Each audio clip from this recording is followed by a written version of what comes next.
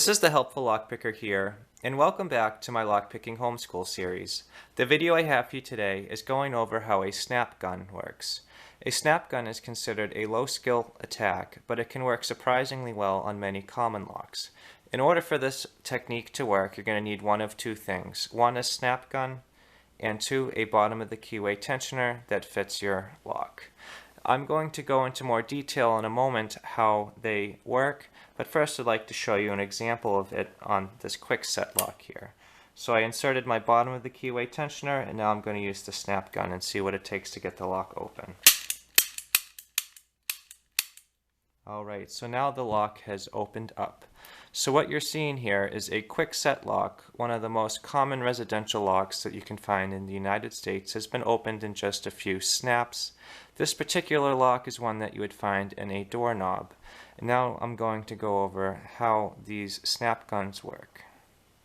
In order for you to have a better understanding of how a snap gun works, I'd like to go over with you how a pin and tumbler lock works.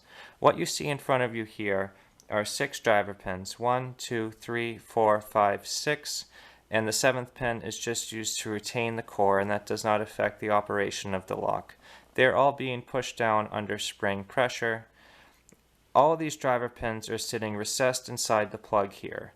Since they're recessed, the plug is not able to turn since they are physically obstructing it. You can see that these all are terminating at different heights. This area here is the plug. You can see it's a cylindrical area where you insert the key. Below each driver pin is a key pin. If you look below the driver pin 2, you can see the key pin as I am pushing it up. Each key pin has a different height, and the height of the key pin plus the height of the depth of the key all equals the same height going across. And when you put the right key in, it will lift all the key pins up to the shear line, so all the driver pins are up and out of the way. The lock is unobstructed and it will open. When we're using a snap gun, we're doing a couple things. We're inserting a tension wrench to apply light tension.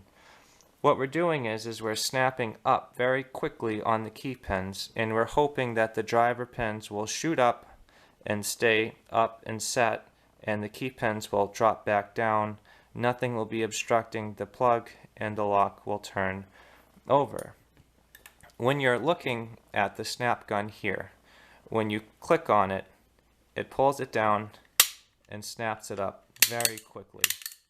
And that is a kinetic attack that is launching the key pins up. So let's take another look at trying to get some locks open in just a moment. Now that we have a better understanding of how pin and tumbler locks work, let's see how the snap gun works on a few common locks.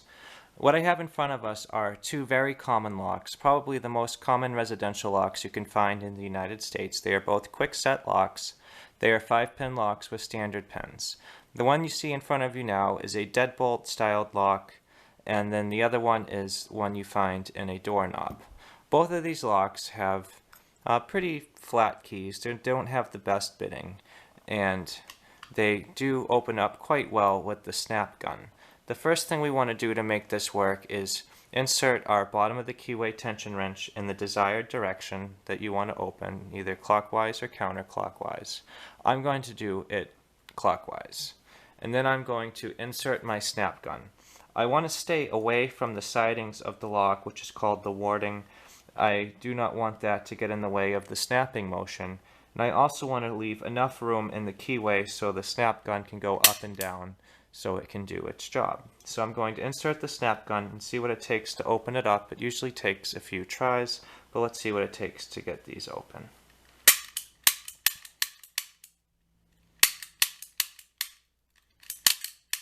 Okay, so we just got the deadbolt open pretty quickly in a few snaps, and let's see what it takes to get the doorknob open. I'm going to do the same thing, tension in the desired direction of opening, insert the snap gun, and stay away from the siding and leave enough room for it to work, and we'll see what it takes to get it open.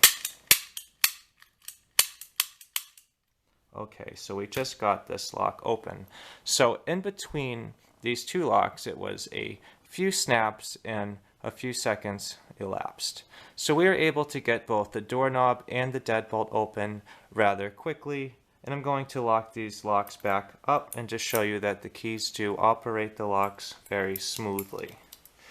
But one thing I want you to understand is that security is only as strong as its weakest link.